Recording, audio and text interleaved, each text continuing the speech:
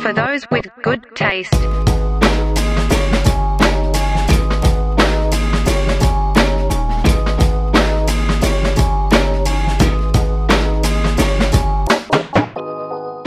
Hey, what is going on, everybody? It's your boys from For Those With Good Taste. I'm Matt. He's Lenny. What up? And wouldn't you know, we have quite the surprise for you, everybody. No, it's not an illusion. It's not an anomaly. The Podfather, Hey Archer, Stephen Archer, is here himself. Welcome to the studio, my man. Using government names on podcasts, that's fine. I apologize. That was fucked up. I was waiting. I was like, damn, you outed him? Should I? You fucking outed him? Whoops. Should I redo No, that? you're fine. No? I'm messing with you. Should we cut? Yeah, Steve's like, you don't know about the crimes I did in Ohio that one time. He's like, yeah, bro, I've been making it big over this last year. I had to do some things to get this sweatshirt. Yeah. It really took a lot. To get the deal? To get the deal. So some favors, Steve? Yeah. Oh, Yeah. I like it. I mean, we don't kiss and tell, so if you want to share it, man, we can always chalk this up to the dark tapes. That'll be a Patreon exclusive. We'll say that. Yep, we're saving that for the Patreon, the tell-all exclusive. Yeah. How Hey Archer got his merchandise. How Archer got his groove back? What are you talking about? Yes, I'd like to have some of that groove. Note to self, set up Patreon. There you go. There we Or go. just note to self, find out who Steve's meeting up with to get his merch. So There you go. we can do that. Dark Yeah. Alley deals. Yeah. So it has been, what, I think exactly a year since you guys had your first podcast together on Hey Archer. A year and like 4, because I feel like that was like February, March-ish. Yeah, maybe? it was a little colder outside. Yeah, definitely. Huh. Because it was right before COVID. So like COVID Okay. really shut everything down come March, right? And But so- ironically, right before a UFC fight. Yes. Yep. Yeah, we had timed that up so well, and like you brought it up before we got on here, like we were just talking about some virus like somewhere in the world, no big deal. Who'da thunk Yeah. completely changed the world. Yeah. Yeah, we're in a vortex or a simulation now. But, a year and some change removed, a lot's changed, a lot's happened, and it just felt right to get you in the studio so that we could, aside from Pick Your Brain on Everything podcast, see what's been going on with you, man. How have you been?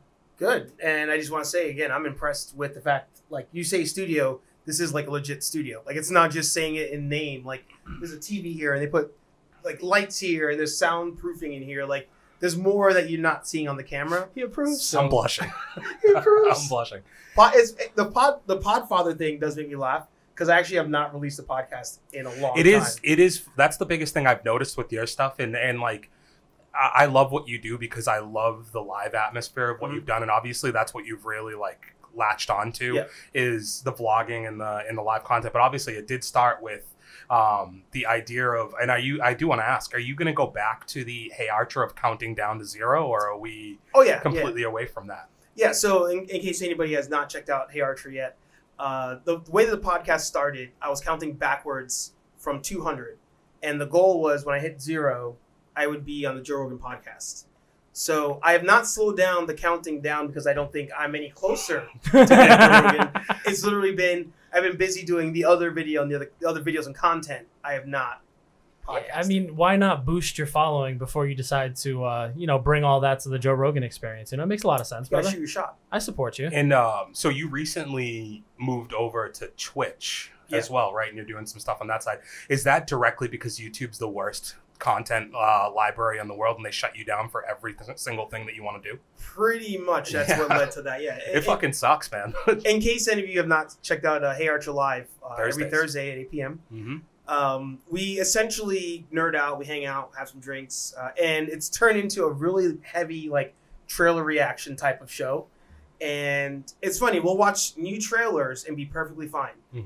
We'll watch freaking Delta Force trailer. We'll watch Best of the Best trailer, The Wrestler, and that's what YouTube flags and pulls Is he down. only naming bad movies? Is that The Wrestler is Awesome The Wrestler, movies. really. Sorry. No disrespect to The Wrestler. So, and it's so, dude, like when we first started doing this, Steve, right? Like I was including, fight clips. Yeah. And even like, I think the last time I really included anything was when the Batman trailer had come out.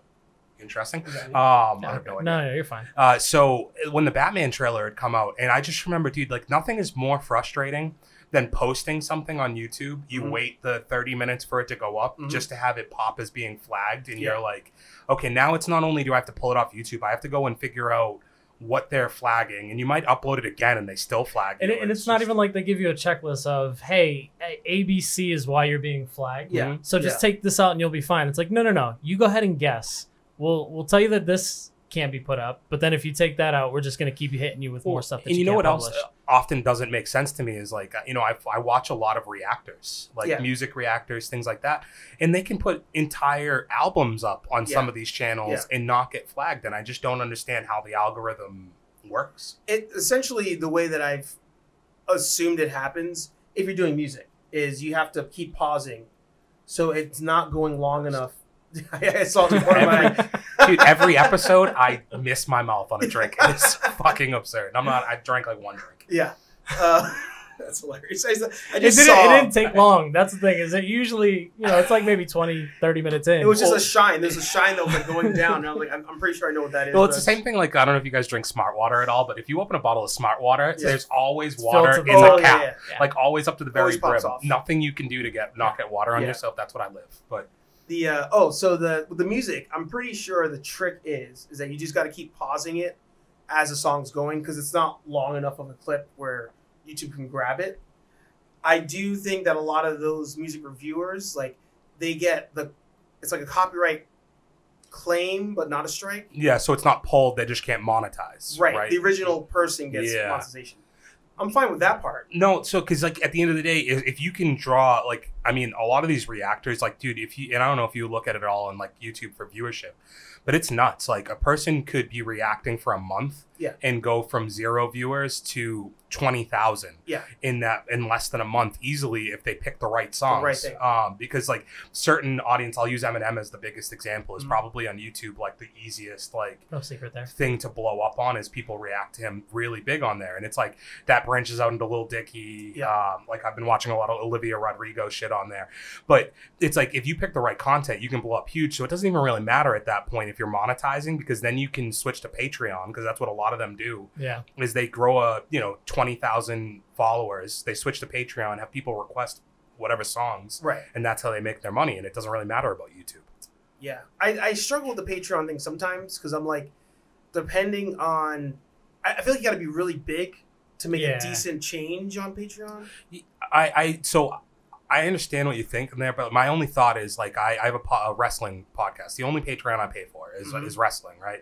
And they have like 2,000 or 3,000 followers. But if their tiers range from $5 to $50 a month, and it's like, at that point, if all 3,000 of them are paying minimum $5 a month, like you're doing pretty. It's money on the table. The way I've always said, like, dude, if you could get 500 people to pay every month for your thing, you could realistically think about either going part-time on your real job at that point, or you can think about going full-time on podcasting. I feel like if you reach 500, invest more time. If you're able to reach 500 to 1,000 people are willing to pay monthly for what you're doing, and you have that set income of money coming in, like, it just makes it a lot easier. That's fair. With that Patreon thing, we'll just segue right into it. I told you I wanted to talk to you about Joe Budden.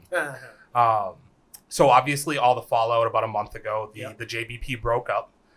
First, I was gonna say, talk about actually like YouTube channel changing content. Joe Budden, like, if you were talking Joe Budden the last like 2 months, man, it was guaranteed views. It's kind of like when Caller Daddy had that whole thing happen like a year ago or whatever.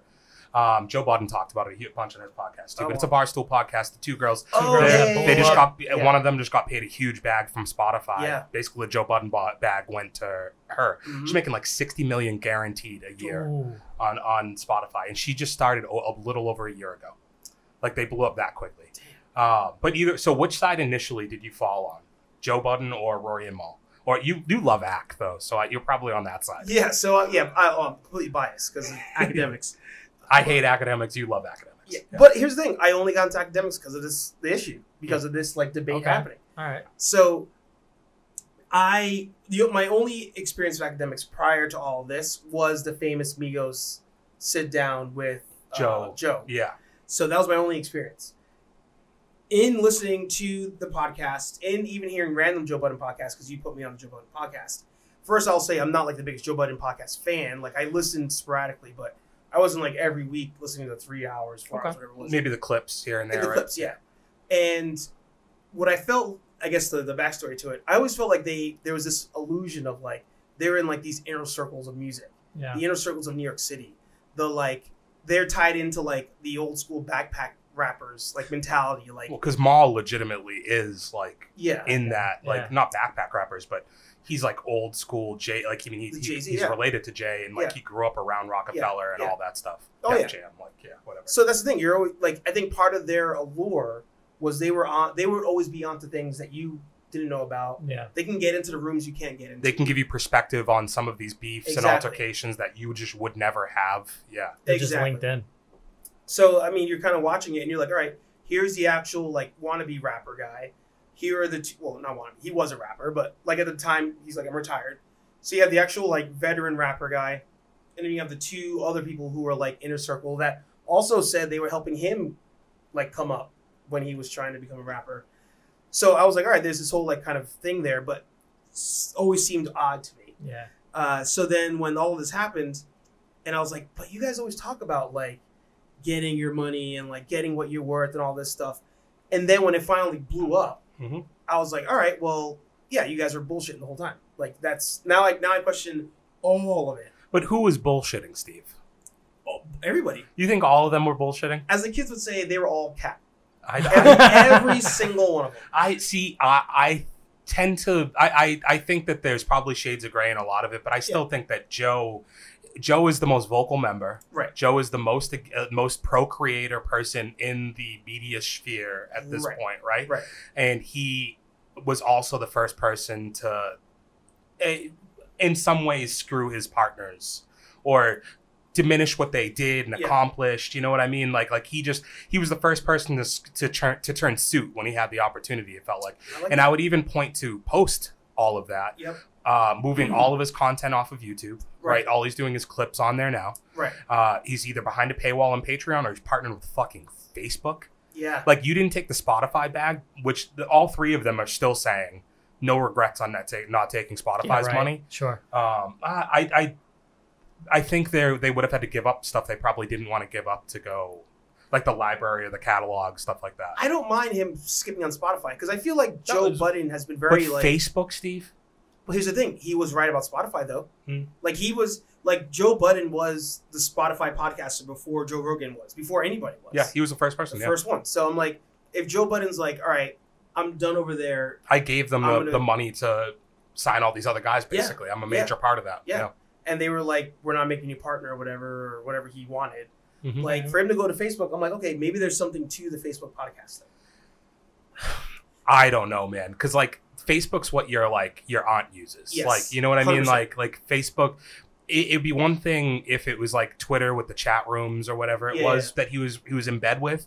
Yeah. But at the same time, I understand what you're saying because Facebook is also the most safe platform you could go with, at least for the next 15 years until all those relatives you have pass away, unfortunately. Not you guys specifically. No, I understand. But like, yeah.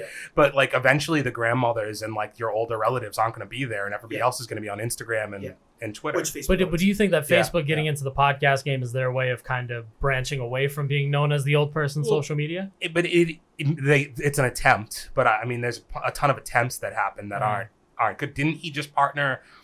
Who else did he partner with right after the breakup there? Well, he had some sort of deal with Clubhouse. Well, wasn't he supposed to be like a content curator on Patreon now, isn't he? Oh, he has a Patreon deal. Yeah. Yeah, like he that's all he's trying to. I just feel like right now everything he's doing is very heavily invested in getting the bag, which all respect to him, but like was not the message that he sold. I think a lot of fans on for the years there. He was very much like, I'm for the people. Until this past year, it seems like he's really flipped that agenda. And I don't know if that's like kids and child support and like personal shit that's leading to all of that, but it just really stood out to me, you know? But I feel like all those reasons are why I'm on his side, because everything that you mentioned was Joe Budden in name. Like it's him. It's his name, and Charlemagne called them out on it from the beginning. Is like, if you're equal partners, why are you letting him put his name on it? Why does it seem like he's the face of the brand? Have you watched any of the Rory and Mal pod yet? I saw part of the second episode, and then I watched a good amount of the first one, but I was like, I can't stand the third episode's where I think their best one, and they've gotten better. Mm-hmm. They had a really good skit at the beginning of the fourth one that dropped today, that I watched. So if you look at the numbers just over the past month, they're doubling Joe. Oh yeah, currently. Well, people are doing that on purpose. I mean, but I think that just shows what Joe did to his public opinion. Because if you look at the likes are like a tenth of what they're getting on Rory and Mal at this point. It's insane. His stuff's diving. But I think once this all cools down, like once this is not a buzz, it's going to be a bounce back. No, I think that they're going to like start to diminish. But even Ack is starting to back off his initial opinion, because one of his major points this whole time has been that Rory and Mal are like the B players, that they're interchangeable. They don't matter. They don't draw anybody to the podcast. In the past 3 weeks, he's completely started to back off what he said, because you can't, when they're drawing the numbers that they're currently drawing, you can't deny it. And it's like week 1, you can kind of still be like, well, they're living off the buzz. They haven't said one word on that podcast about the breakup. They did that one initial hour sit down, but even the one episode 2, they didn't really talk about it. Like I think they said that was the one with the dude was high in the back the entire time. Oh, I didn't. Oh, you're talking about the sit down and the. I know. I only watched a few minutes of that one. I didn't watch that one. I do like that they're doing more of that unique like setting. Yeah. For a podcast, but so I didn't catch that one. Like, and I've seen Rory on another podcast talk about it a little bit, but I just feel like on at least the main podcast that I've watched, they've mentioned like, yeah, when we were on the previous podcast like this, but they haven't taken any shots that are going to be like clip worthy or buzz worthy to get them generate more. That's not even really a sustainable way. Well, I think that's why you don't say it. Like it's like you have that one sit down, you dead it. Maybe you go on somebody else's podcast, they ask you about it, and you're able to speak to it a little bit more. But you know, if you plan on going week to week, just bringing up and hashing out the old drama, it doesn't do anything for your viewership. The smartest thing they did was put out that skit. The very first thing they did post it was put a skit out instead of putting out an hour-long podcast or anything. It's like, this is going to be a little bit different. Like, we have some, and it's especially Rory. Rory seems like he has a creative bone in him, because like the skit at the beginning of this 4th episode, it's 95% him. Mal's barely in it, you know? So I think that I like that they kind of made that conscious change, and I'm leaning more towards their side. I've always liked the two of them a little bit more than I think I've liked Joe when it came to the podcast, but like I understand it being 50-50 as well. 50-50 how? Like you loving, like you not loving, but like preferring the Joe side of the argument. I'm sure there's other people out there that feel the same way. It's his name on the podcast. Yeah. He had the most to lose. He was putting the most out there. Like any of that stuff, I definitely get too. My thing was when I was listening to when he finally was like, come clean on all of it, where he was going based on the idea of like, trust me, like I got this, trust me, I'll get us there, trust me. And even when he was like, oh, I was trying to give them Bitcoin, and they're like, I don't want that BS. Like, you know, like he's a very emotionally driven person. And I think with people like that, that's a certain, and it's funny, now that I think about it, I talked about this on a podcast I didn't even release, because at that point I was like, all right, it's already kind of passed, but because I talked about other stuff on that episode that, you know, trailers coming out to movies that are long gone. Okay. Yeah. But Dude, pin there, am I right? We film everything a week after. Yeah. So, like, but I was like, there's a certain kind of person to drive in the way that he can, and to say like, hey, we're doing this, we're doing this show, that show, this show. I'm gonna try to make this deal. Like, that's a certain kind of person, certain kind of personality trait. And when that personality trait feels that you do not trust them, you're cut off. The second there's a lack of, you know what, I need to see the numbers, that's where he shuts off. I think it was difficult though from a fan perspective, because like what drew me to loving that podcast and listening to it every week is I felt like I was in the room with friends. 100%. Like, dude, like I would genuinely laugh, because Joe was really funny, but Joe was really funny in the context of the people that he had around him. And now he posted something literally today on Instagram. And I think this is the kind of where I'm at with him, is I think he's really funny in short bursts, but not drawn out. I can't listen to 3 hours of him right now. No, because the other guys don't seem like Ish and Ice. Yeah. They it's almost like blatant that they're there to help. They're not to keep the flow of the show going, rather than it being a partnership between the three of them. Security light versus I can do it by myself. Yeah. Like, I feel like he should have done what Ack was saying, which is Joe Budden and friends. Every week, bring in different people. Well, because that's kind of like, I mean, when you see the second episode that you're talking about with Rory and Mal, and it's like they're immediately sitting down, and it's not like a podcast with everybody having mics. It's like them sitting in a room with a group of people that are all in the industry, smoking, drinking, whatever it is, and there's maybe one or two mics in the room picking up what's being said, and that just comes off as so much more of a unique. It's more genuine. Like it's kind of how the pull-up started for Joe, you know. I think the other person who comes out looking really good, I think Parks took a big hit. Because Parks, it's funny, if you look where he was a year ago, wasn't talking on the podcast a ton, didn't say a lot. Then he got his own drop. He became more involved. And then, 7-8 months later, he's one of the focal points of the breakup. And it's like Rory and Mal being like, well, you were saying this to us on the side, but then you're clearly, like, they should have known from the beginning. I mean, this guy's poorly mixed Joe Budden's music for the past 15 years.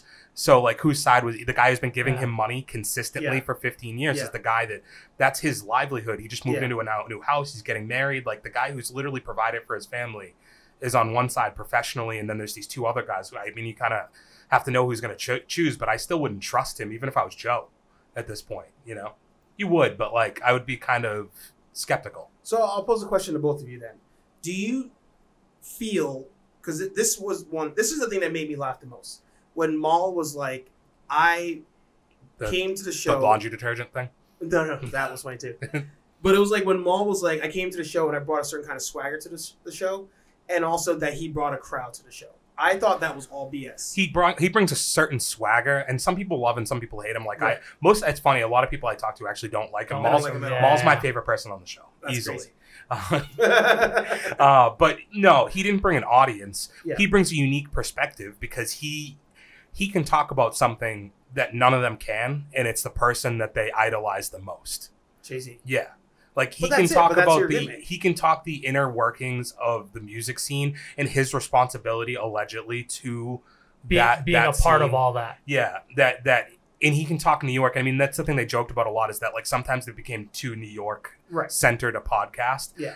Because of, and some of that was Mal. I think when you listen to Mal now, separate from Joe though, where he's now being forced to be more than the that's crazy guy. Right. He's shining through, I think, a lot. Yeah, more. it almost seemed like he was more of a mouthpiece. Like it was more of a, like he brought. I wouldn't say he brought in an audience, but he brought in a different perspective to what that group of people was. I just think he's the most authentic of all of them to me, and I think that's always resonated with me. Is that I can see that. Like he, even when his takes aren't popular, a lot of the times they're terrible takes, but it's not like, but he'll just stand by it with conviction, and it's like you don't feel like he's just like Joe would play the other side to give the audience something to watch, to get involved. Mal's never doing that. Mal's just like, no, this is just how I feel, and that's crazy, you know, like that. That was kind of how he was, and I think that always resonated with me a little bit. And then being able to rash on him, and he I think I just always liked him the most, and then Rory probably was my second most. Joe has just always been kind of the third to me. But you don't think he brought an audience? So because he had no, did you know he had a podcast before that? Yeah, so because they talked about it on. That's it. I didn't know. Just heard. So yeah. Somebody shared the first episode of his pod, or one of the first episodes of his podcast that he had, and Mal was like, "Yo, where do you find this?" Mm-hmm. He posted it on Twitter, and I ended up listening to like 20 minutes of it, and it was basically the same stuff he ended up talking about on the Joe Budden podcast. But it was funny to listen to a podcast that was really geared around him, being the talker, you know, versus what you did get for 2 years on Joe Budden's. I still, it's tough. I think honestly, in like 3 to 5 years, they just come back together and they make a show. I feel like that's the only route now. I think Joe's gonna want them back at some point, and Joe already has said, like, I would have no ill will, like, you know, maybe someday we'll talk again. He basically said he regrets the way he handled everything and how it fell apart. The other two have been just kind of like, and I don't blame Mal because he got unfairly, like, Joe kind of took some crazy shots at him. But I get that too, because when it's like, they were supposed to have the closest personal relationship. Right. But I also understand Mal feeling a kind of way because like we have that personal relationship and you're airing out the way I was as like a roommate when it's not even relevant to the actual conversation. At that point, you're just attacking my character. But the detergent's that's what it was. Yeah. But that's what he literally was doing, was attacking his character. So that's going to be a messy one. But the other two, Roy and Mal, just like, I don't foresee a time where we're friends with him again. Like I have no ill will. I respect him. A lot of things have been said, and now they're at this point where they kind of probably feel like they need to prove themselves. Time does heal all wounds. Yeah. Though I do. Might be agree. cool, but you might not get a show together. No, the back will be different though. So speaking of shows, I want to kind of get us off of this. The two of you have a common interest, and I had a hunch this morning, Steve. So you posted an Instagram story. This is Friday the 9th. Yeah. This is Friday the 9th where we're having this conversation. So you posted something this morning that's like, what am I watching? Right? Was that about the Bad Batch? No. Was that about Black Widow? Yes. Okay. I smile either way because There's a second question that you should have asked there. Okay. Did it matter what show I was talking about? No, well, because this is where I was like, I didn't know if you would have already gotten into Black Widow. So I kind of figured it was about Bad Batch was my initial thought. And I was going to ask you, and I mean, because I don't watch, that's largely talked about on this, right? Oh, yeah. But you two are avid fans. All in. And Sure. I just wanted to, now that I have two people in the room to kind of bounce this off of, like, where are we at? You both watched today's episode? I will also no, I didn't watch today's episode, but I will preface I purposely have not watched any of the stuff that you've put out on the Bad Batch, That's fair. just because I knew that we would eventually come to this point, and I wanted Yes. to be able to have kind of like a clean slate conversation. Yes. But I did not catch up. I'm caught up as of last episode. So do you agree with Matt's take that, like, it's been a very up and down season? Are you happy with the way it's been? Like, No, yeah. Essentially, everything Matt has said, I've essentially echoed that. Okay. There's way too much filler. This should have been a maybe 8 to 10 episode show. I actually made a video, the 3 reasons why you don't like the Bad Batch. And one of the reasons is with Clone Wars, you followed many storylines. Yeah. And it was characters you cared about. Characters you didn't know about that you started to care about. Maul, Ahsoka, Anakin, Obi-Wan. But then you also had mixtures. Yep. So there was the Obi-Wan Maul story. There was the Anakin Ahsoka story. So you had all these different arcs that kind of took your attention and changed it up.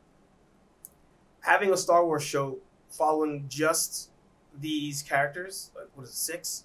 Like, it's getting drawn out because now they're doing just BS rescue missions. Yeah, BS, and like, whatever. That was my beef with last week, Steve, was I was like, we find out this golden nugget of information that Omega is one of 2 like alpha DNA remaining from the original clone, which was Jango Fett. You got to count down the spoiler thing. Yeah, crap. Yeah, sorry. 3, 2, 1. Spoiler. We find out that golden nugget of information, and their very next mission, they go on this rescue mission that has nothing to do with the show or to what the storyline's happening, and they leave the golden goose behind. It's so crazy to me. Yeah. Like, they're like, oh, I don't want to take her on this mission. It's too dangerous. Some woman that they owe money to, Sid, they're like, just leave her with me. Yeah. All right, yeah, that's fine. We'll go do that, and we'll just go do this mission. To me, it was like you had 2 solid episodes where you reintroduce Cad Bane, one of the most badass bounty hunters in the series. Mm-hmm. You have this epic showdown with Fennec Shank, and then we're off on this rescue mission. Now, if that rescue mission resulted in the next episode, that guy saving or donating money to them and getting them away from the Empire, sure. But as of right now, I'm not about it. So, dealing with, like, Fennec Shan in the last episode, or 2 episodes ago by the time, I guess this is airing. 3 episodes. 2 episodes. I think 2 episodes. Well, so this, I'm going to put this up soon. Yeah, this Top 5 is going to... So, because there's today's, there was last week's, the 3rd, all right, so 3 ago. That, I hated the fact that she's on the show.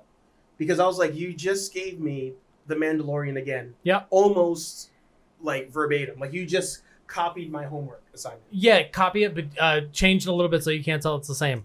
Right? Yeah. That meme exactly. Yeah. Kid with special abilities. Oh, did you? I found it so weird because now I'm like, well, what's the timeline of The Mandalorian then? Because there's no way Fennec's like 75 years old. No, well, Mandalorian, yeah. Yeah. Go ahead and bite on that one for a second. Because she'd be like 60, 70. Right, because this sounds like an issue. They've already mentioned, they mentioned Boba, and they mentioned him being a young child. So explain to me how in The Mandalorian, 3, 2, 1 spoiler, how in The Mandalorian Boba Fett would be so much older. Than she is. I was going Than to she watch is. that at some point, but like, no big deal. Yeah, well, no, we'll figure it out, dude. I that was one of my when they introduced her. I mean, seeing her in the trailers, whatever. Yeah. But then when she demasked, and you're like, oh, you're like a woman. Yep. Like A woman. A woman. It's Like all that, woman, dude. That's a timeline issue to me. But aside from the fact that we've already seen her, and I think that this show, my beef with the overall show, is they're trying to do too much fan service and like, hey, I know that person. Like it's becoming too much. Yeah, they're doing it for the callbacks, and it's like, I don't think we need that one. Because you're dropping characters. I mean, so far in the show, we've gotten Captain Rex. Yeah. We've gotten Cad Bane. Yeah. We've gotten Finnick. Yeah. I mean, the list goes on. I could list about 5 characters, and we're like, okay, when do we get some? When does the plot thicken, as I like to say? So what are you? I have my thoughts as to what I want the show to turn into. Actually, I will say the one thing I liked about the last episode is I like when they start showing that blurred line between who is good and evil. Yeah, absolutely. Like where you see separatists the separatists are like trying to be good actually. Well, Or there were some people who they're thought, trying to be contrarians, Yeah. and they're like, I don't know who to be yeah, on the opposite side of. yeah. It's a real weird dilemma. So what do you want? Where do you want the show to go to make you happy as a fan? As a fan, if I'm watching a show called The Bad Batch, and I'm teased with this idea that they might be compromised, Yep. I need more of how they plan on not being compromised. Compromise how? So the inhibitor chips, Got it. Okay. Yep. right? They take out those inhibitor chips. Yeah. But there's so much to the plot that we don't understand and how they're going to play a part. Mhm. For me, I need to understand where the Bad Batch fits into the entire scheme of things. Yes. Place them in a place or give them a fantastic death. Yeah. But have me understand how it pertains to the rest of the series Yeah. That's or the franchise. That's actually what I want out of the show. I want all of them to die. Like as morbid as it is. Jesus Christ. Because here's the thing. I'm okay with that. Like, so do you sorry to cut you off, but so do you want it? Would you have rather? Because I don't know anything, Yeah. right? Would it if you want them all to die? Would it be better to have this be a miniseries? Like how you said at the beginning, Yeah. 8 to 10 episodes, Yeah. right? Would this be better if you got 8 to 10 episodes that had a concentrated ending like that? Okay, Well, this is where Rogue One I think was awesome. great. Yeah. Because you didn't know what their ending was. You know where the story goes, but you didn't know where they fit into the story. Yeah. And they even threw you off because they signed multi-movie deals. Spoiler alert on a movie that's like 8 years old. They all died at the end. It's a great movie. Great movie. It's a great scene. It's Maybe- a great it's a- war like, movie. Might be my favorite Star Wars movie. It's my number 2. And Yeah. it's probably that because Yeah. of the fact that you wanted to see what part they played in the overall scheme. Yeah. And then you find out, oh, this is the end. Yeah. Well, just the Vader part at the Yeah. end Oh, alone man. is so nasty. Mm-hmm. Because you don't expect, to your point, like I don't know. you didn't know it was coming. RKO, I don't know. Yeah, and I don't know, we're into the pool. Yeah. But that's where this show has kind of dropped the ball for me, is there's a lot of moments where you're like, oh, wow. And then you're like, oh, okay, wow. All right, that's what we're doing with this? Well, because it's one of the bigger issues I have with the overall theme of the show is like this is not a happy moment in time. Like this is like everything's turned upside down, mass murders happening. Yeah. And you have a storyline where you have people on the run who used to be good. One of their brothers is now hunting them. And I don't feel like there's a dark side, no pun intended, to what's happening. Dude, he's full of them. I love this. No, you couldn't be more right, Steve. Like, when I was explaining the situation of Crosshair hunting them down, Yeah. when they first introduced him and his rogue team, Yeah. you're like, oh, it's about to go down. Yeah. Like, this is going Yeah. to get serious. Yeah. And then you're just waiting. Yeah. And then the one, episode that we get where there is that face to face and we get, the final, Yeah. frontier, if you will. There's just a loophole where they were able to get out Yeah. and we're back on the run again. It's just weird where there's no direction right now. I think that's safe to say. And ideally I'd like it to take a turn to where it makes a little bit more Is sense. this supposed to be does this have a specific end date in mind, or is this meant to be a series that runs for 100 episodes like the Clone Wars did? I don't know if they So Steve, you might Sounds even right. be able to answer this question because someone told me that I'm being I'm wanting it to pick up too fast, that this series is already scheduled for about 2 or 3 seasons. There's gonna be seasons to it. which pisses me off. To no end. Because you can't tell me that you already know you're going to have 3 seasons. Right. Unless you are writing if you told me you had a standalone idea that's written out for 3 seasons of 10 episodes that have like arcs to them, peaks and valleys, I'd be like, yeah, that's fine. But Star Wars has infinite stories. So here's where I think it could be saved, right? If let's say we have 3 seasons of this thing. The Bad Batch gets killed somehow, right? And Omega, your goal is everyone gets murdered. They have to. They have to all get murdered so Omega can go on. And now she forms her own Bad Batch. And now it's like we have no idea what's happening. Like this is now a story. Clean slate. Clean slate.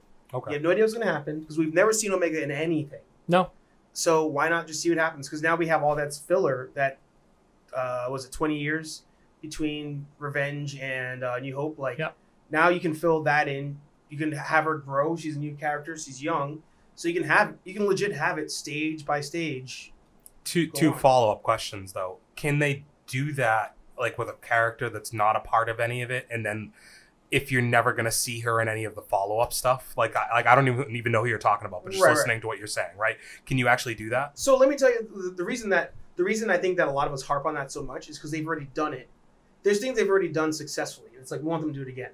Ahsoka is probably the best example. Yeah. Like Ahsoka, when Clone Wars came out, and they were like, "This is a new kids cartoon, and she's going to be the kids' eyes in the Star Wars universe." It's a big reason why the show had a difficult first season. Yeah. Like it really didn't take off the way they thought it would. It was all kiddie. They're like, "We're making this kid show. Here's this girl," and people were like, "Well, obviously she has to die because she's not in anything else." Yep.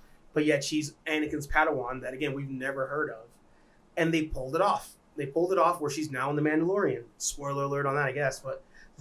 So I guess you could. They're always making new content, and with the ability to have the network like Disney Channel now, you can do whatever the fuck you want if you want to make characters part of something. How dangerous does it get though when? And I had brought it up on our episode last week, so Steve, you can kind of give us a little bit more color to it. Is we're at the point now where it really. We're at the point now where Star Wars can really. They've got their hands in so many different pots. They have so many different plates spinning. Oh yeah, I heard you talk about that. Yeah. That at what point does as a fan do you say I'm just not all in on this? I think this guy Eckhart's Ladder did a video like 2 days ago. He only talks Star Wars and Halo actually, the 2 things he talks about. Okay. And he said we need to as fans get away from the whole whether it's canon or not thing. Just let them do stories because we hold Star Wars to like this another tier that we don't hold other things to. And I think like with Star Wars, it has to get to the point where we're just like, oh, here's a story. And you know what? It may not be tied into anything. Okay. They've done it before, with the Old Republic stuff. Like when they made that stuff not canon, people still loved it. I mean, it was good. It was a different animation style. Yeah. Did a lot of different things. Well, it kind of is like goes to what my other question was. And like, I'm a very minor fan of Star Wars, right? But I've grown up around a person who's loved Star Wars forever, right? And had every book under the sun, like the million of those novels they put out. Is it acceptable to create a new character like that?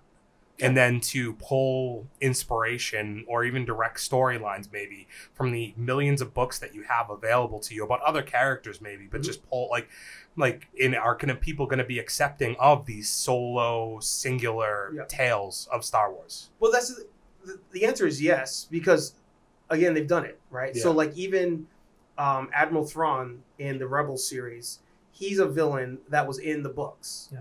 And they brought him into the show, same character, but no ties to what happens in the books. And people are like, oh, that's him. He acts the same way. Yeah. So I know it's him. Looks the same way. And it pulls off. But I think going back to the Clone Wars example, like even Rex, Ahsoka, like there was so many characters that they created for that show that they just tied it in, even though they're not all supposed to make it. Yeah. They tie it in and the best, one of the greatest things they ever did. And that's why I feel like any show does better when the studios are not involved. Like Star Wars at a certain point, they were like, just do whatever. Here, Dave Filoni, just do whatever. Well, it's kind of like what I was saying about A Quiet Place, right? Yeah. With when you have that one, that one person who curates and like thinks through the whole process. Same thing. And has a close like knit team around them to mold Same it. thing. Yeah. And your ideas aren't being filtered. Exactly. Sorry, but yeah. No, yeah. Because and that's the thing, like Dave Filoni in the Clone Wars show, that season, the show has like 9 seasons. And he had at a certain point Anakin and Darth Maul in 9 seasons never meet each other. Yeah. Because in the movies they've never met. And he kept that minor detail. He kept that so long because he cared about.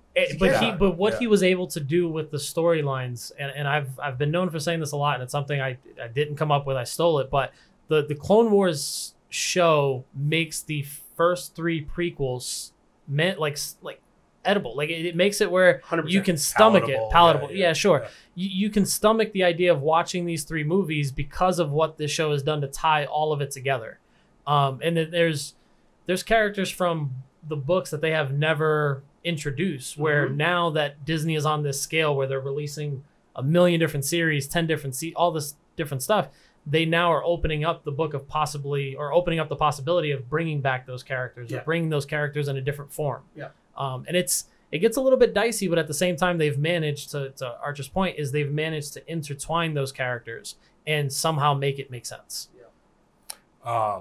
So if we could, if you guys have any other Bad Batch to go, I was here, just like by all means, I was just happy to find out he was feeling it. That's like I was interested in the Bad Batch there for a second, guys. So thank you so much. Let's move like real quick on another Disney note. So 2 of the 3 of us have seen Black Widow. I'm the odd man out. No review or spoiler. I actually had just a general question that I came to when I saw it yesterday, and I wanted to ask you guys. So you're going to hear a million reviews for the movie, right? Good, bad, indifferent, whatever it is.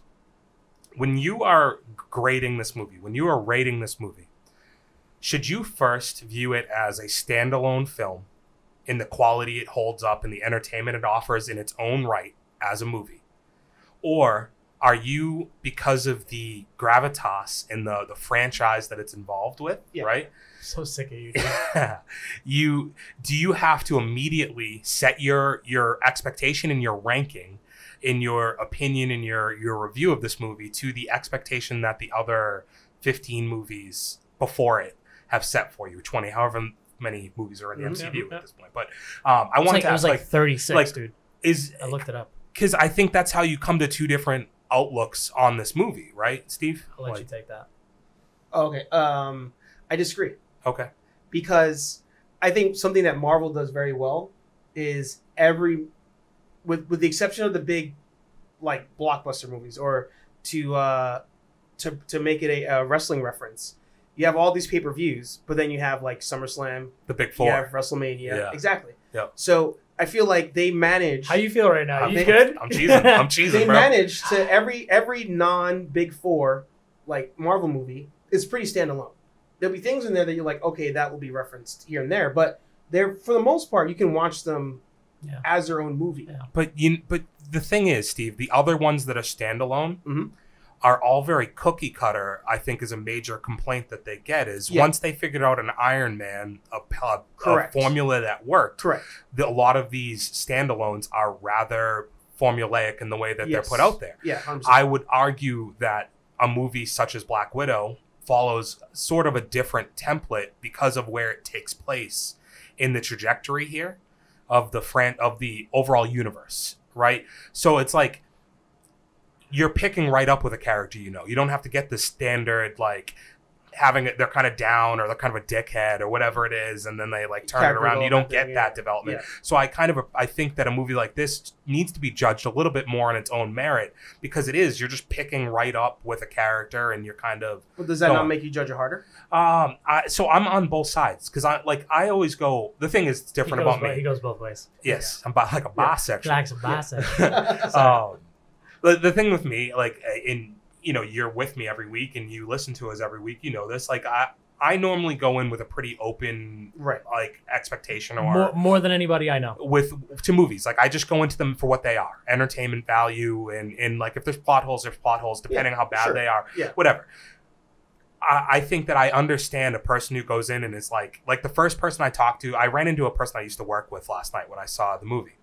the first thing that they said to me, "Can you cover your ears?" Earmuffs? Yeah. Just you gotta say earmuffs. Earmuffs. All right. Thank you. Was like, this is bottom tier for like where I position it. Not saying bad or good, but like this is bottom tier. You're good. You can let it go. You're good. All right. You don't have to close your eyes like that. I didn't want to read your lips. Okay. Yeah. That's what they say to me, right? Yeah. And I'm like, if that's the way you went into the movie, that it had to be as good as Endgame. Or like, no, you know what I yeah. mean? Like if you're gonna say that like this franchise that is renowned now for the fact that they executed over fucking 15 years, excuse me for spitting on you. 15's a hard word to get out. It is. But like over 15 years, I almost did it again. They are renowned for the ability to tell a story during that whole thing, right? Mm-hmm. That if you're going to grade everything against that criteria, I think every single one could end up being bad or considered poor in review. But if you look at it on its own merit in a standalone movie, I think for the most part, if I look at what's come out this year, comparatively, is it better or worse? No, but it's all about unrealistic expectations, I think, right? Because a movie that I'll throw at you, the very first Thor movie, yay or nay? I mean, yay. Yay? Yeah, it's yay. Yeah, okay. Hesitate a little bit, but for me, if you think of that as a standalone movie, not a bad movie. If I think the second about one is that one that gets trashed. Oh yeah, but that's what I'm saying is once you get to the Dark World, you're like, oh no, this is utter dog shit. Well, I feel like with Marvel movies, there's far more movies that people don't like than they like. Like if you mapped out all of them, I feel like there's very few that people are like, oh, I'll watch that more than once. And if you talk to one person who says that this is the worst Marvel movie, right, the next person you talk to might be like it's top 5. Right. And like Ant-Man would be an example. Yeah, that's a good example. Yeah. Yeah. And that brings me to another point. And I've said this on I don't know what episode or show, whatever it was. He has so many of them. So many of them. If I ever get a check, or if I ever get a check, if I get a free ticket to go see something, I've been compromised, completely compromised, because there are people talking about this movie in the same light they talked about Wonder Woman, and it so happens to be coincidence that they cosplay as these people. Like there are people who are like so hard on for this movie. This isn't spoiling anything. Like, there's people who are like, this is the greatest movie ever. And I'm like, what did you watch that I somehow didn't watch? Like I wouldn't, the same way if I walk out of the movie and somebody tells me it's terrible, I'm kind of like, was it terrible? Is the same way, like I think even more so to your point, if you told me it's the best movie ever, I'd be like, I can't really trust you ever again. No, you're done. Yeah. But you can't expect, I don't know. I think it's really hard to live up to something if you go into every movie expecting it to be like, even the expectation that we have about how it progresses the storyline, I think affects the way that a Marvel property at this point is, even Star Wars for that matter. Wait, but I think there's something I forgot to ask you. So do you think most people are going into this movie measuring that against an Endgame style movie more so than the other Captain America movies? But even if you take I think Captain America is the hardest one to go against. Like, I think you need to measure it against Thor and Ant-Man. No. But dude, Captain America has the best of the standalone movies. But here's the thing. From I see where you're coming from. The angle I'm coming at this with is the style of movie. The style of movie. Okay. The power scale. But this is but that's where they fucked up this. Again, like, no, not really a spoiler, right? It's things you've seen in trailers. Okay. It's just like, that's where they fuck up with her being a standalone character. And this is what I told you, is that like, it reminds me of Bourne Identity, but it needs to be more like Bourne Identity. Exactly. 100%. Like, it needs to show more of the gritty human version. The amount of gold nuggets that are said on this show that probably are never heard. That's probably one of them right there.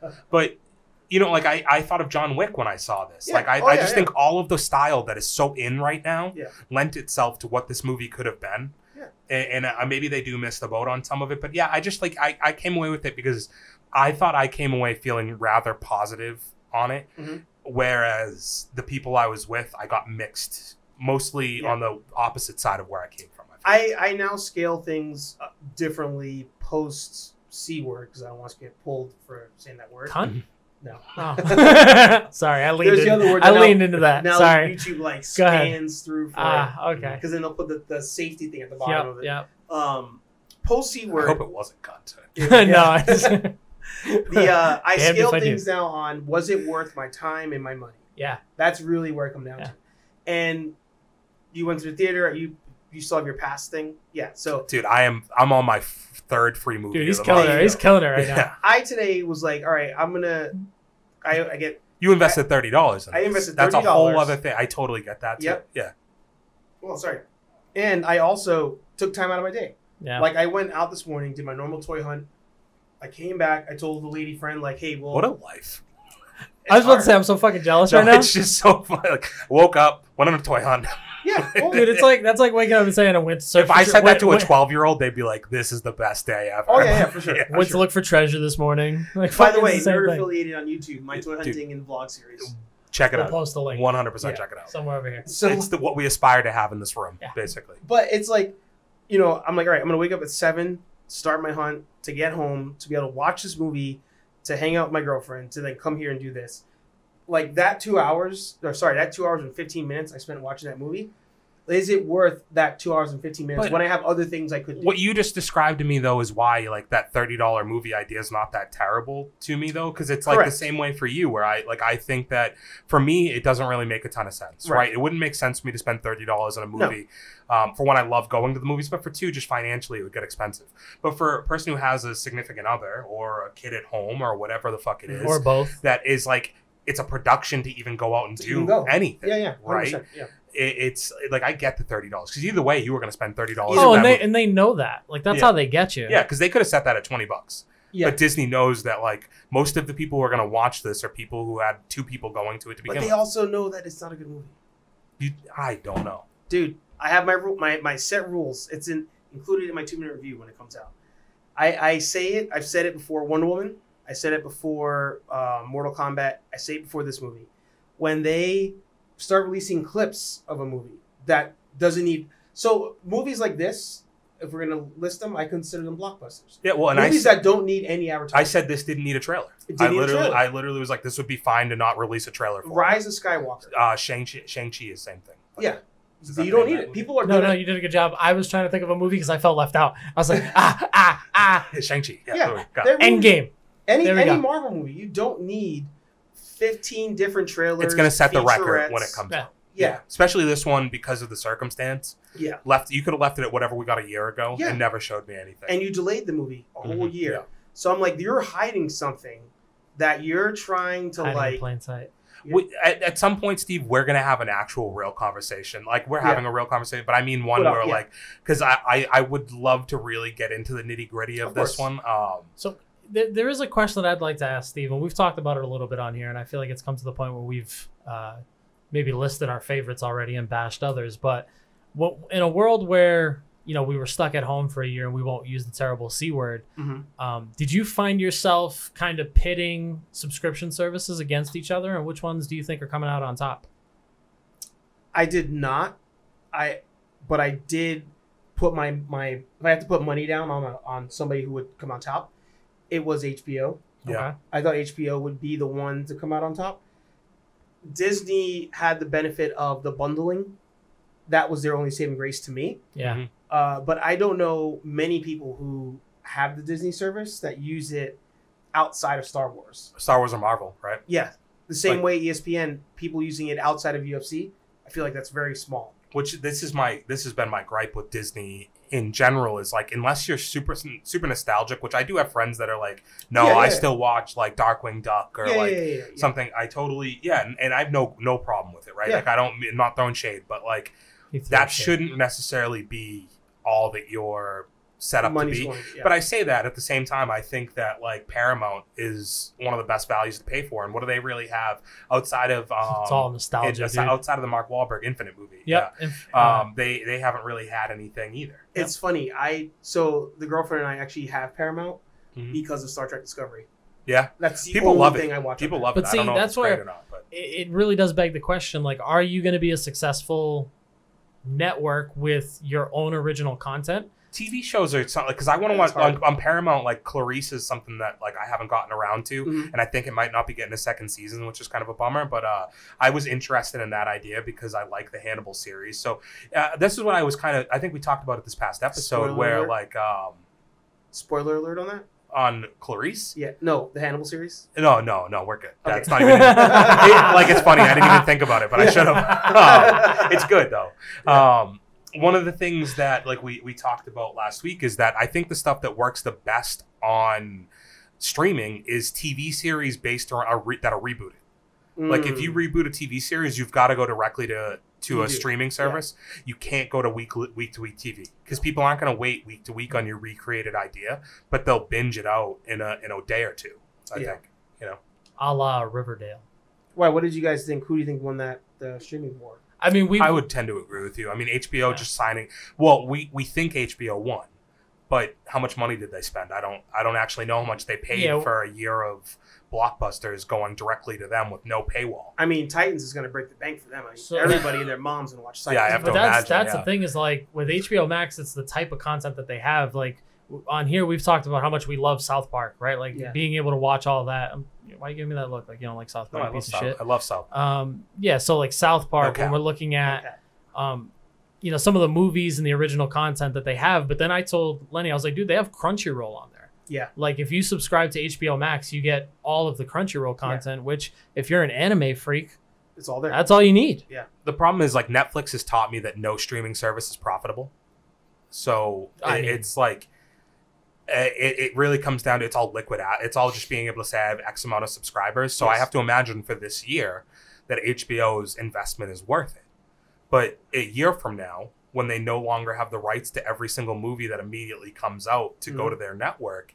I mean, they forever with their TV network have their shows are doing well. They've always, so they have some of the best current original ideas, but movie wise, their pay-per-view or their TV channel always did pretty well on having the newest movies. Right. So they'll have a decent head start on some of the, but like they're not getting that initial buzz of a Mortal Kombat or whatever else has come directly. The little things, the Snyder cuts, like those things aren't going to necessarily go directly to them. So are they going to be profitable a year and a half from now? I don't know. Like, because Netflix quickly has shown that, like, or not quickly, but over the 10 years. Yeah, but Netflix is also breaking the bank on, like, Dynasty Warriors movies. What do you think HBO is, like, doing?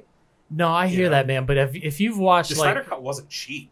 I'm sure it wasn't. But if you look at, like, a series like Marco Polo, and you're like, where did all your budget go? Oh, okay, scenery, visuals, camera work. It all looks great. 2 seasons.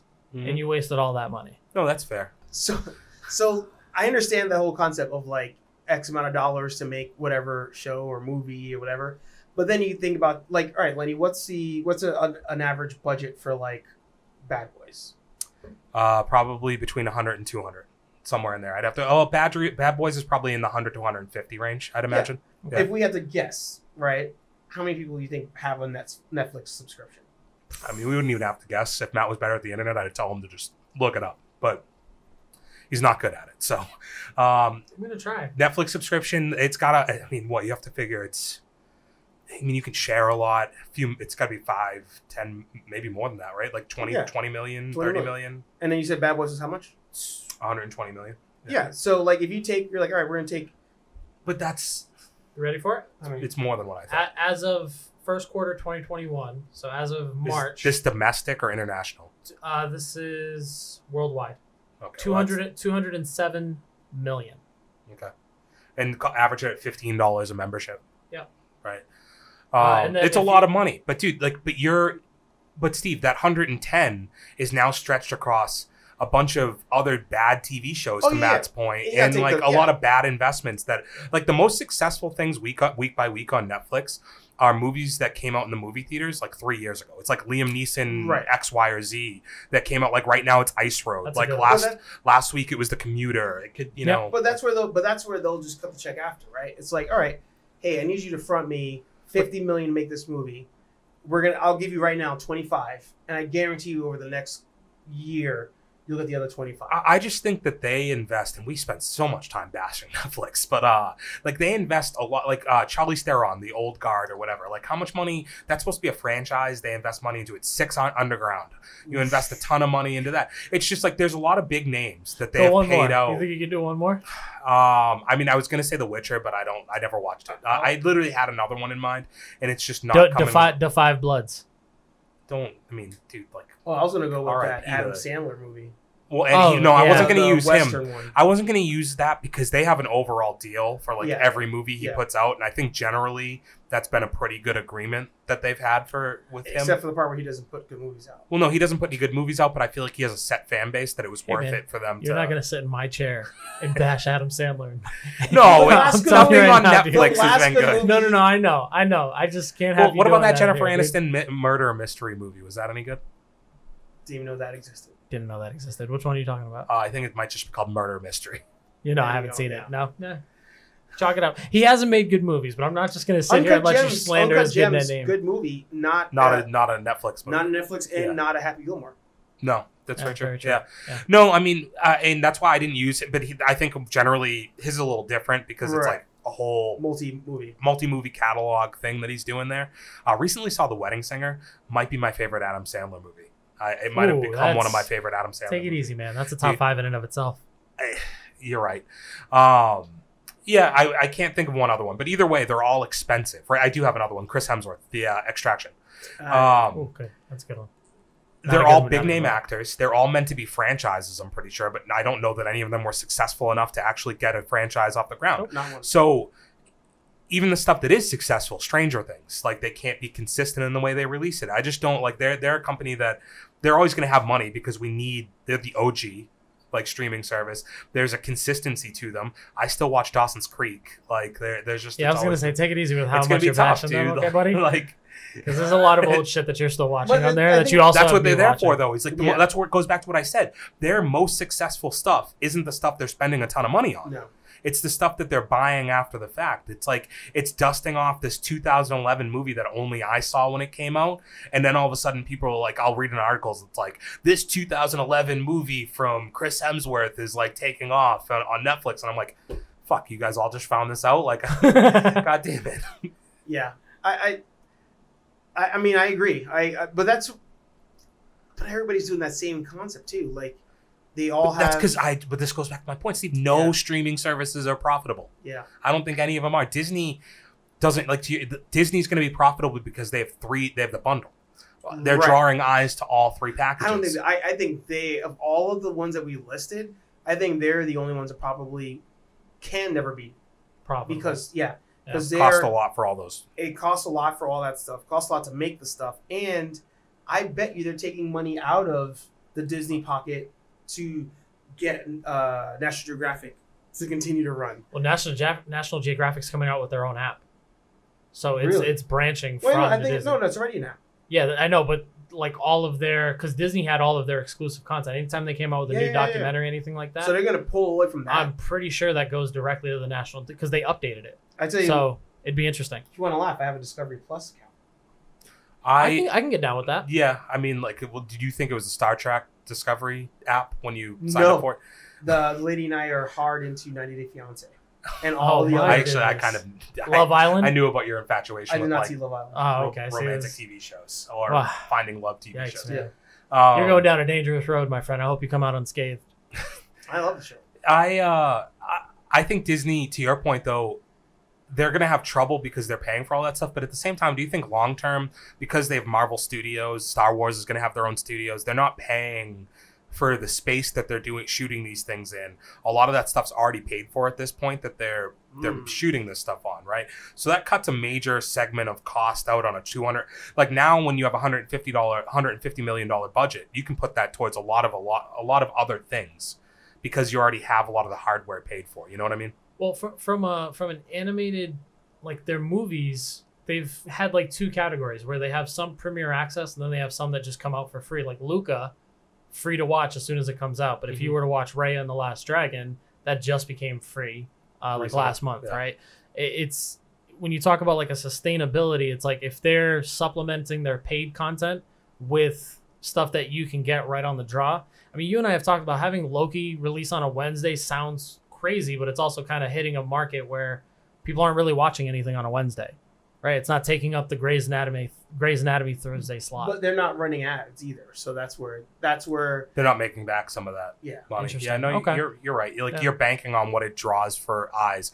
I think what missed boat on Disney is that like they should dust back off doing the monthly kids movie thing that we got when we were like high school, elementary school stuff, like Luck of the Irish, Smart House, Luck of the Irish Smart Halloween House, Town. any of those, Double like Teamed. they're very low budget, but I think all of us look back on them relatively fondly when we think about I them. may have Like, watched one or two. Alley Cat Strike, I remember watching when I first got Disney That's a Plus. gem. You I know? don't even know if kids watch stuff like that though. Nowadays, Is it 'cause it's not there? No, nowadays, no. I don't. Well, But what I do- don't. what I do don't think kids- that makes a difference. It's just because kids watch like TikTok now. Like, what do kids watch? Truly, like I think kids are these days. They're on YouTube, they're on Twitch. TikTok, they're on Twitch. Like they're like to sit down and watch like an iCarly is not a thing anymore, to my knowledge. But she's back. She's back, but her market now is 25. I was actually wondering this about her show because I saw a clip of it really quick, and I didn't get a good gauge on what the show was like. I never watched the actual iCarly. Yeah. That was okay. Can we correct something for me? We can try. Drake and Josh, was she a spin-off of Drake and Josh, or was it just she came from? She was the little sister on Jake and Josh, right? I never watched it, but I'm pretty sure it's a spinoff. Okay, Like she's her own character. They put her on a show. but I don't know because she was gets like the her little. Either way, who gives a shit? Well, I you weren't guess gonna I was bring just back asking a Drake and question. Josh. Disney does because they're paying her to come back. No, Paramount. I think it's Paramount. That's I don't Paramount? think it's Disney. I think it's Paramount because it was Nickelodeon. It wasn't Disney. Nickelodeon, yeah. But my thing to that is like, is she? I forget what show we were talking about, Matt, where we were saying it was Legends of the Hidden Temple. We were talking about that like, is the audience going to be us or is the audience going to be kids? Not kids. Because if the audience is going to be us, same thing. And I was going to bring this up to you. We were going to have a Teenage Mutant Ninja Turtles conversation at some point, I think. Still are, right? Yeah, I we hope can. so. But It's the only when reason they why I'm make here. these movies for all this nostalgic shit, Power Rangers, why don't they make it with us in mind as opposed to making it with the kid in mind? You know? The answer I think was in I think the Toys That Made Us talked about there's it. a series on Netflix. Yeah. Great show. Yep. Now they have one that's The shows that made, or yeah, the movies that made us. Yeah.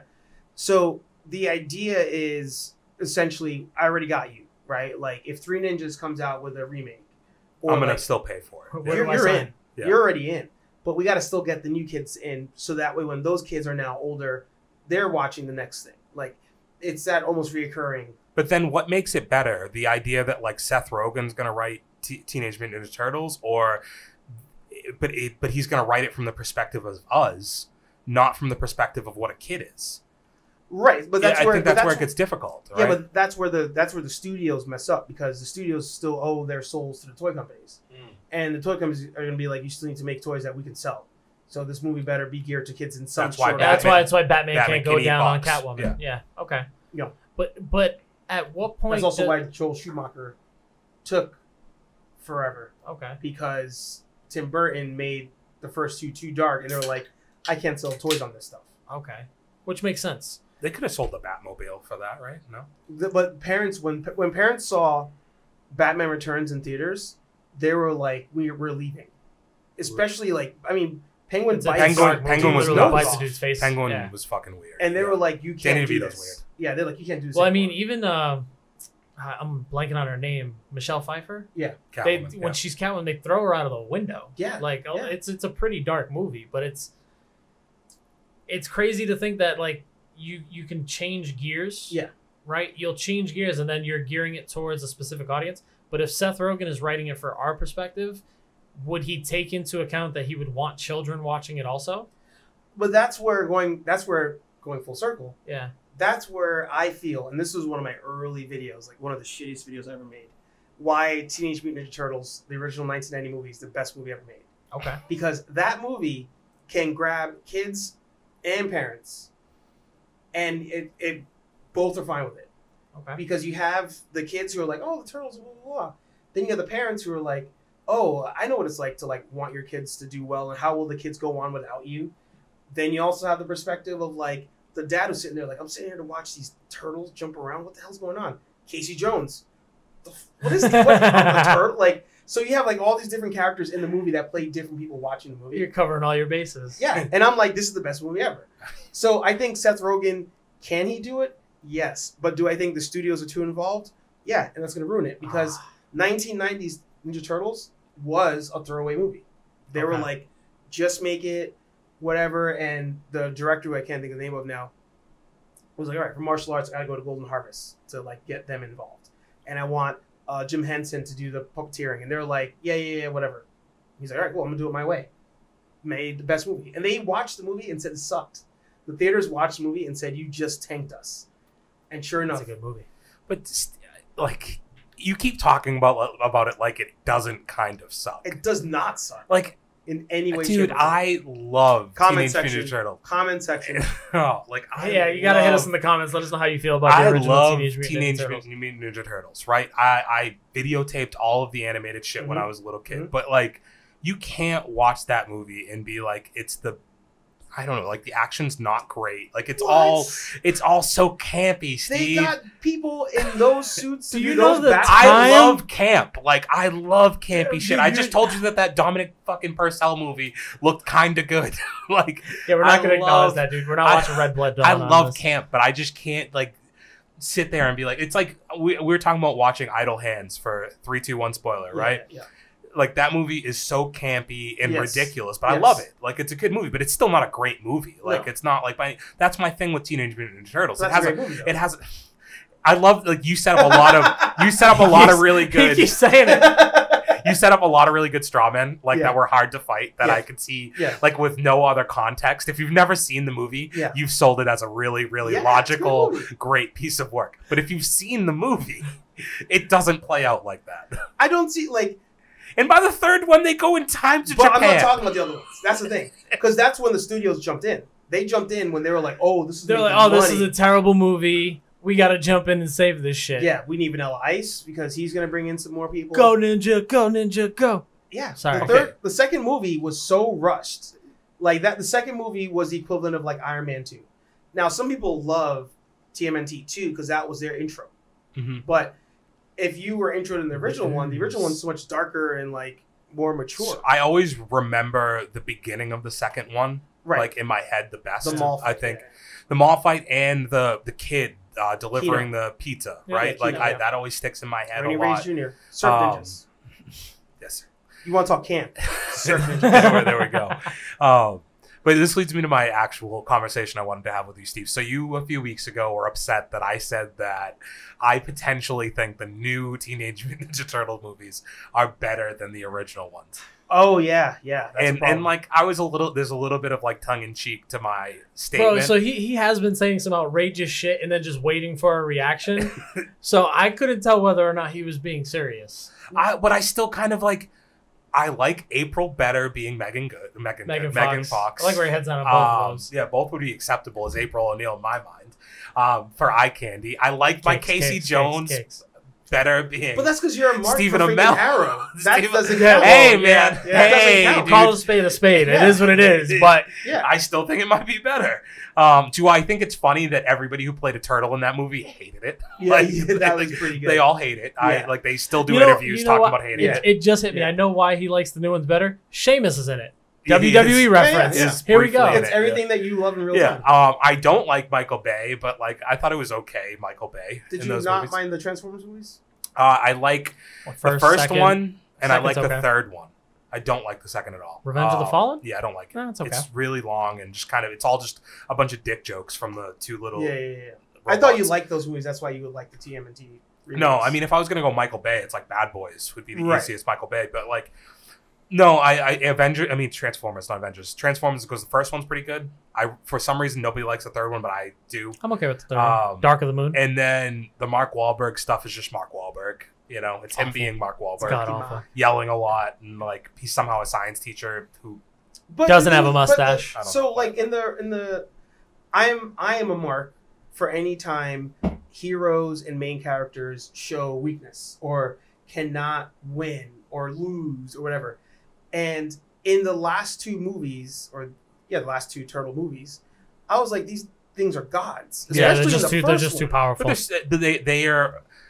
These movies were made in the Marvel era, Day and age, correct. so that's what's tough. But again, that's why I like the original one. They lost in the original one. Yeah, they were getting their asses kicked. Yeah. Steve, for the life of me, if you asked me any of the story points of either one of the new movies, I don't know. I don't know either. I have no idea. But I can tell you the story of the original one. I remember at the very beginning of the second movie, they're in MSG watching a Knicks game, Right. and he drops a slice of cheese pizza onto the court. That's it. I forgot about that until you said it. I mostly remember that. And I remember in the first movie, they're going down that mountain and like going through like cars, everything. Okay, so is it safe to say you're excited for Seth Rogen's release at TMNT? No, he's not. No? No, Oh. I could have told you that. Yeah. Oh, He's not I know. excited at all. I don't I was trust- asking just to assume. I don't get me wrong. I don't got have trust any issues? beef with Seth Rogen. Okay. Are you just not? Is there any Seth Rogen movies you like? The thing Besides that- 40-year-old so for the viewers, here's the thing, Steve. I feel like you are a bit older than me, right? Mhm. And so if you were a Seth Rogen fan, Yeah. you had to have been in 2007 in high school and have seen Superbad. And I feel like from that point on, you would have never hated Seth Rogen. And because you were a bit older, I feel Right. like it missed you. So Superbad did miss me. 100%. Pineapple Express. Pineapple That was Express. only a I year didn't later. have I an think issue with. that's- I did I not think have an it's issue with 2008 that. or 2009. You know, I know. Zack and Mira probably Mary. was. Zach and Miri make I a love porno. that movie. Yeah, it's a so good that movie. that probably was the main one. That's a Kevin Smith movie more than that's a Seth Rogen Right. movie. But so truthfully, I cannot say that there's a Seth Rogen movie where I'm like, man, I love like Seth Rogen in this Okay. movie. I think I just love Seth Rogen as like a person almost. Well, that I think he's a character. He's a character. Caricature. Yeah, and now he's all like, Caricature. now he's all like, oh, I'm skinny and I smoke weed all the time and I'm out like finding the next Zen of whatever. Like, Dude, the amount of pottery that he posts on his Yeah. social media, It's I'm fucking funny, over it, dude. He's in the new Pam and Tommy movie. oh, okay, yeah. He So plays some like skeevy guy. I So think. I'm willing to give him a shot. Like he's never given me a reason to ever doubt him. Like Green Hornet, I didn't think was that terrible of a movie. I actually got didn't universally panned. enjoy it. Yeah, didn't like that movie. I was just He's pretty funny in it. Like I don't have a real. I never rewatched it, and maybe so it that can't be was, that good. but maybe he was too early, right? Yeah. Because you have a guy in this movie who's being comedic all the time. All the Marvel movies now, Mhm. you can't have a Yeah. serious Marvel movie Yeah. anymore. Well, watching Black Widow, I was like, okay, who's going to end up being the comedy part? And you really get two different I people. was like, that- all of you are. yeah, you get at least two that are like kind of funny. Yeah. Yeah. I was like, please, for once, let's be serious here. No, it There's a wasn't. building falling on us. There was like one of them that was kind of serious. I guess. Just- yes. Natasha, really, like the whole time. No, You don't think she was? no, Yeah. Whatever. yeah, So you're not sold on the new TMNT? no. But I'm gonna give it a shot. Yeah. Okay. I'll say that. Well, okay. You said your criteria is a movie worth paying for. Is that a movie that you'd have to wait for it to become available to you on a streaming service? At this point, yes, because there's been so many Turtle movies that are not good. One that is very passable that I can't remember the name. Is it Out of the Shadows? No, the Nickelodeon. That was a game, wasn't it? Out of the Shadows. I think that was a game. When Nickelodeon took over, They and just did created, TMNT. Yeah, they did their animated The animated movie. TMNT. And, yeah, where Ralph was like a It's like 05, stealth 06. ninja person. Yeah, Yep. that's a really good movie. But was that the one with the really weird character designs on the? Yeah. It's a What- different style of animation. It and looked then like GameCube graphics. I feel like. it was very video gamey, but Yeah. the storyline was pretty interesting. Like I the can't fact remember that, it, but I remember I enjoyed it. So it was the I think I know which one you're talking ancient warriors that were brought back after being turned to stone, and like this Oh, billionaire yeah, who's yeah. lived a million years has to get them to cut. Like he unleashes his brothers, and they work with the Foot Clan. It's a decent storyline. Yeah. But I don't know. I mean, you bash on the new. I'm not 100% on his side, but I don't know. I'm on the fence on the Teenage I just thought Mutant they Ninja were Turtles thing. they weren't like storyline wise any good, but like I think you were again, just hot on Megan Fox. Yeah, dude. Like, Okay. and she, I mean, But let's talk about. Michael Bay was too. But going back to like, should it be more geared towards kids or adults? I mean, the hottest thing in Turtles right now, aside from the NECA figures, which are adults buying, Yeah. is the Last Ronin story, Mhm. which I don't know if you guys are I didn't familiar. watch it. I'm vaguely familiar with it. Yeah, So the Last Ronin storyline is it's the future. I feel like you've told me about. There's this. a turtle Mhm. that is like ninja geared out, Mhm. fighting the Foot Clan, and is like, I'm avenging my brothers. And part of the story is you figuring out which turtle is it, because the turtle is not wearing the eye band anymore, Okay. and it's a comic book, so you can't hear the voice. Yeah. But it's like everybody's dead. Like everybody's dead, and there's one turtle left, the last Ronin, and he has like nothing to live for aside from revenge. And that story's great. It's a fantastic storyline. Dude, that's Michelangelo. That's such a dark turn. But that's where it's Jesus Christ. But that's goes home and eats pizza. Like Dude comes back from he's bringing pizza home and everybody's dead, and he's like, dude, what the fuck? But that's where it's like knowing the audience. No. It's knowing the audience. It's like pizza. it's the adults now. Yeah. Like why not just lean in? And that's where how do you say his name wrong? Han Saban. Yeah, the Power Ranger dude. Mm-hmm. That's where he's genius. Like when he sold Power Rangers, I'll give you a second. When he sold Power Rangers, he sold it for X amount of dollars, bought it back from Nickelodeon for less money than he sold it for, and ended up saying, "Oh, you know what I'm gonna do? I'm gonna re-release like figures, but I figure those kids are older now. Let's up the quality on the figures. Yeah. It's the same thing again. Mm-hmm. I bet you they'll buy it." Yeah. So, I've always argued that like. They always say like who you make it for the kids because the kids drive the merchandise, right? But who pays for the merchandise? So like either way, you could make money off of it. Have you seen the new series?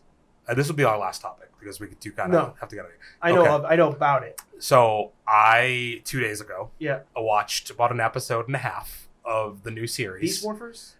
No, Dino something or other. Got it. Yeah. Dino Charge 2 or Dino Wars. This sounds so awful. I might keep watching it. I don't know. It wasn't like it didn't count the acting still. Like the issue I have with it is like, why can't you get people that can kind of act? But I understand it's just like there's they cookie cutter seasons now and they just like supplement whatever villain in. And like this one looks, I don't know, it was fine. The action, the biggest thing I will say is this had the best fight scenes I've seen in a Power Rangers in a while. Wow. I thought. I thought you gotta step your game up at this point.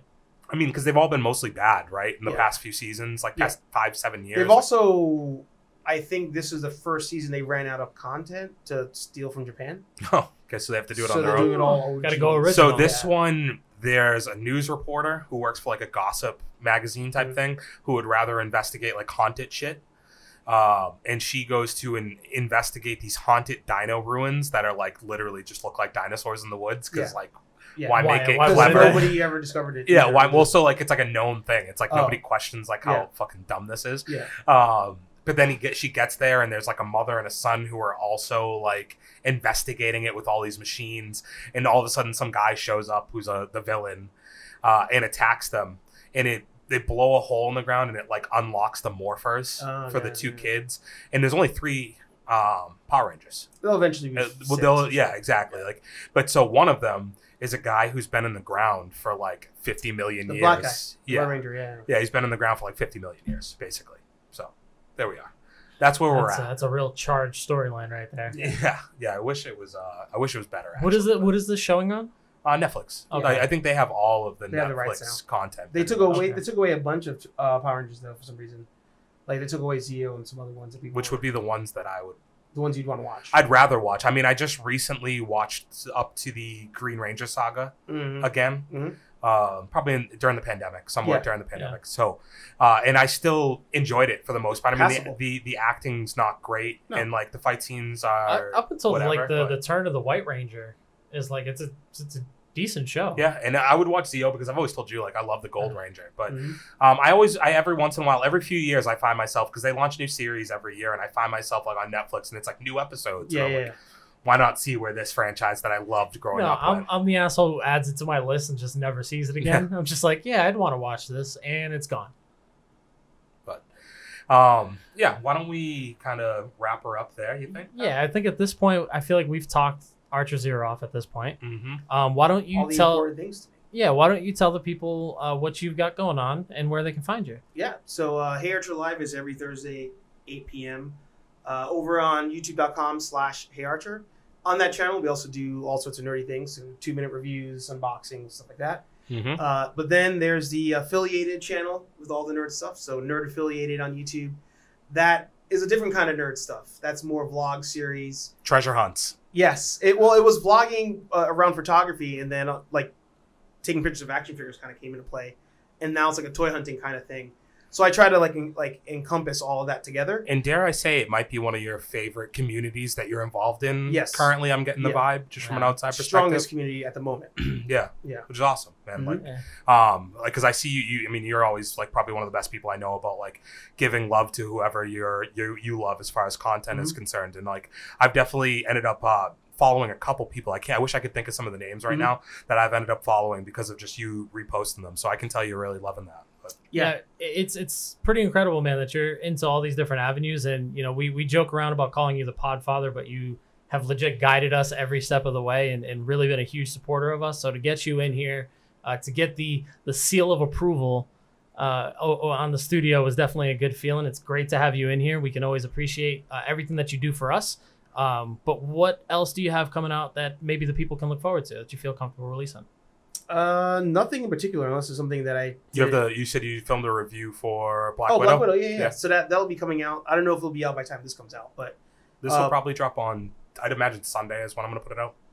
Maybe, yeah. I'll try to rush it out. You don't. Steve, we're talking about that Hey Archer's OnlyFans, dude. Yeah. Come on. Yeah. Where the behind the scenes stuff. No. So what you can look forward to is HeyArcher.com. New merch launch will happen. Dude, 100% check out his merch. We normally have the mug here. I'm drinking out of a can like a schlub today. But yeah, normally I would have the mug here. Check them out. High quality stuff. High quality stuff. Good merch. Except for the one that Matt broke that one time. I mean, I slammed it, so I mean, it was definitely durable enough. So go check out Steve's channel. Make sure to like, comment, share, subscribe, share. But before you do all that for him, you got to do it for us. 100%. Like, comment, hit us in the comments. It's been a great episode, but make sure you're hitting subscribe and share it with everybody that you love. You can also find us at Good Taste Live on Twitter. And at For Those With Good Taste on Instagram. Yours? Hey Archer and Nerd Affiliated on everything. Perfect. And until next week or 3 days from now or whatever day you get our next episode. Until next time. Perfect. I feel like that's a safe place. All right. We love you guys. Thanks for tuning in. Peace. For those with good taste.